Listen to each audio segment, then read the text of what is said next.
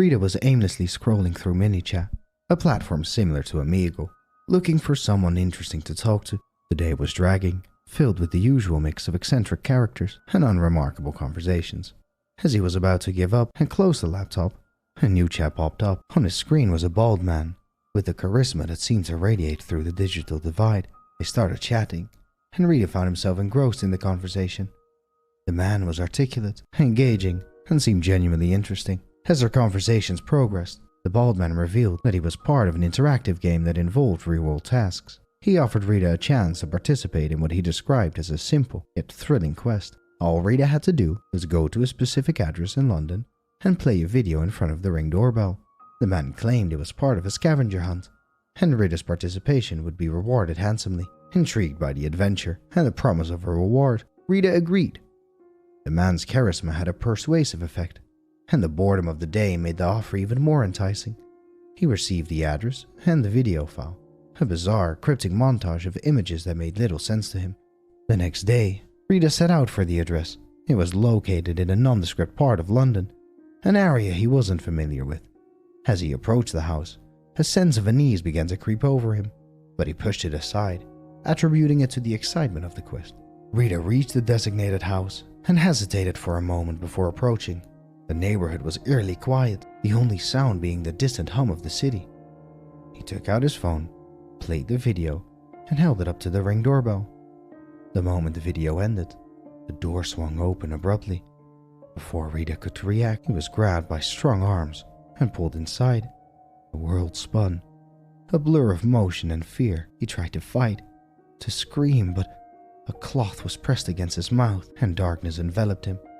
When Rita awoke, he found himself in a dimly lit room, his arms and legs bound. Panic set in as he realized he was trapped. The room was like something out of a horror movie. Tools and instruments lined against the walls, and a faint metallic smell hung in the air. Footsteps echoed and the charismatic bald man from minichat appeared, but now his demeanor was different. The charm was replaced by a cold, menacing aura. He spoke of a game, a twisted game where Rita was the unwilling participant. The hours that followed were a nightmare. Rita was subjected to psychological and physical torture, each moment a test of his will to survive. The man seemed to take pleasure in his fear. Amidst the torment, Rita's mind raced, desperately searching for a way out. His chance came unexpectedly when the man, perhaps too confident in his control, left a tool within Rita's reach. With every ounce of strength and willpower, Rita managed to free himself from his restraint. His body ached and his mind was clouded with fear, but survival instinct took over. He crept through the unfamiliar house, wincing at every creak and groan of the old floorboards. The house was a labyrinth, rooms leading into more rooms, each as eerie as the last. Finally, Rita found a window. It was small, but it was his only chance. He forced it open and squeezed through, tumbling onto the cold ground outside.